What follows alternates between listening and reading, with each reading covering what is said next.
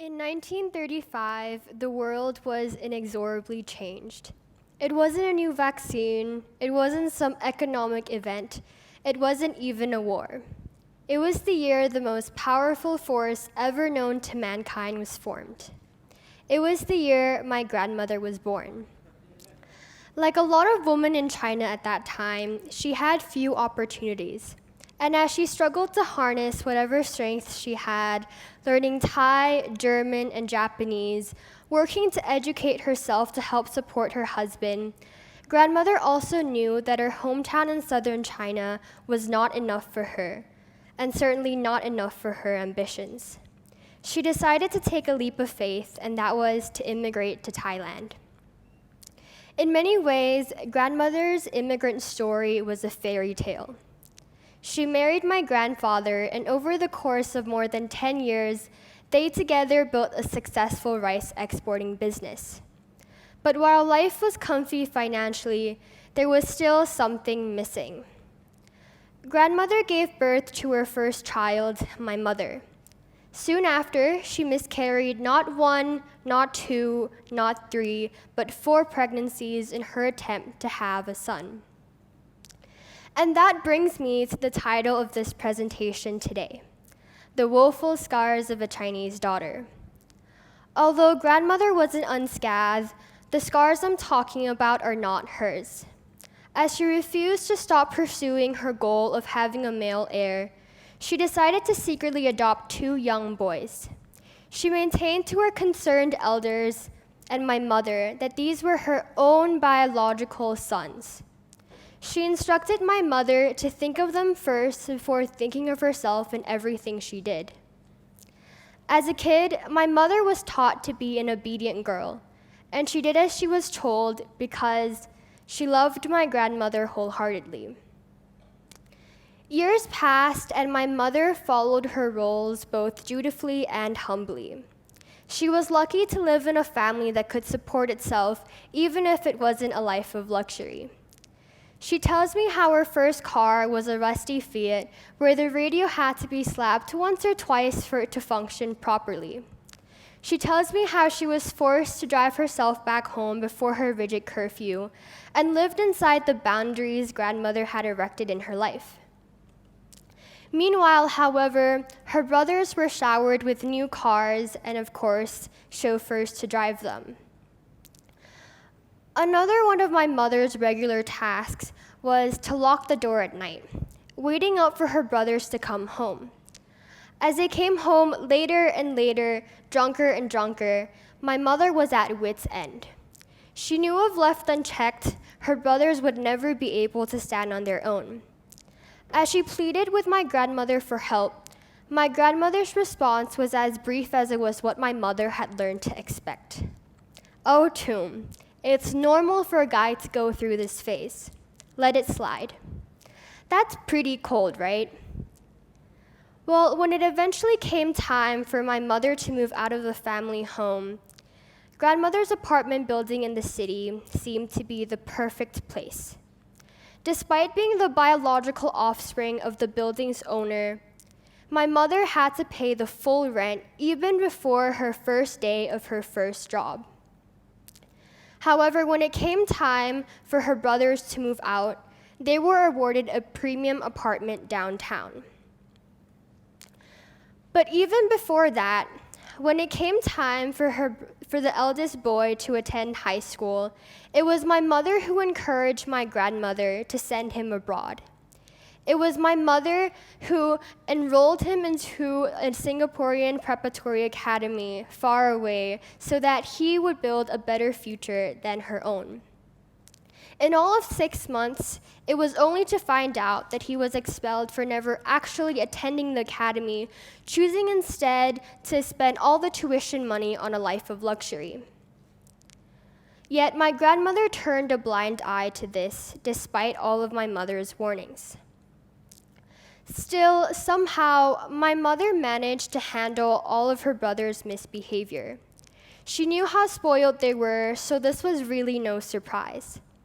But what cut her deepest was knowing that my grandmother had failed to acknowledge all of my mother's love for her. I remember witnessing a conversation between my mother and my grandmother. When my mother asked, "Why didn't you ever help me the way you helped them?"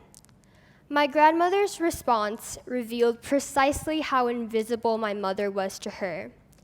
If I hadn't helped them, who would have? For days, I remember my mother's eyes swollen and red from crying.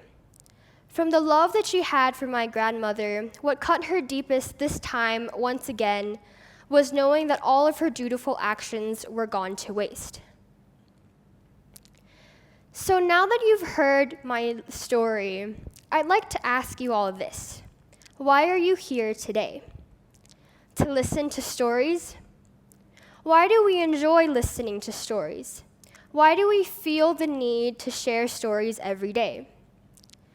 Too often when we listen to a story like this one, we desire to find a hero and a villain, a criminal and a victim. As a kid, I grew up listening to these first-hand stories, and I couldn't help but secretly think that my grandmother was a villain in this one. However, I was also told to love my grandmother, who was a warrior for my family, who sacrificed her entire life for nurturing my mother into who she is today. Yet on the contrary, these stories too were like scars telling me otherwise.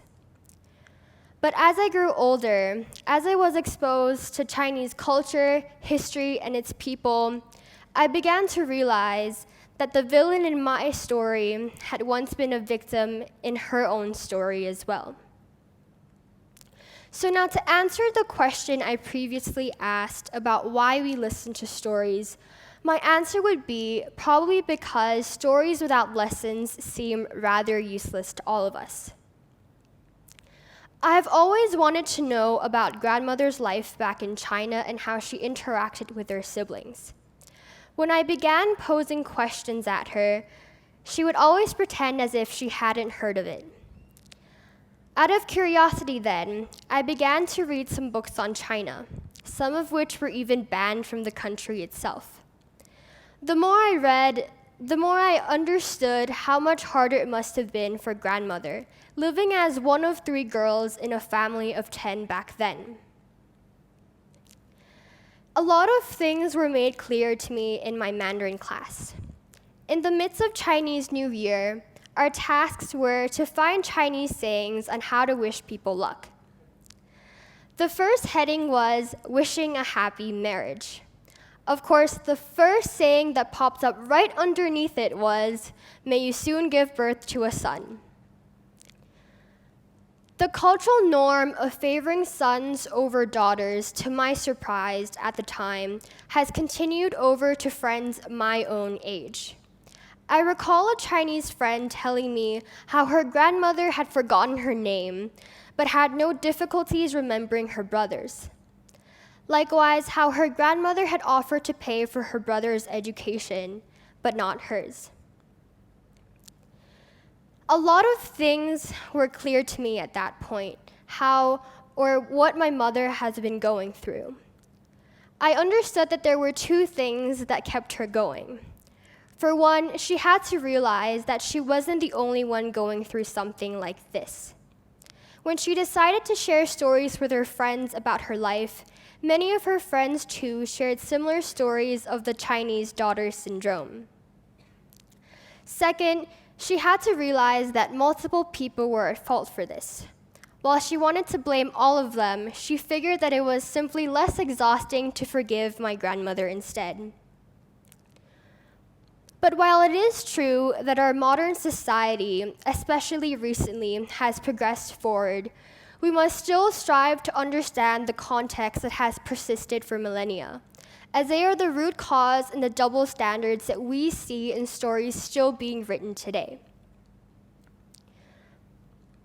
I would have done you all wrong had I stopped my speech there, like how I would have done my grandmother wrong had I pointed my fingers at her so abruptly before understanding where she came from. In every great story, there should be an ending and a resolution. And in this one, I truly believe that it is up to all of you to decide how you'd like to end your own story.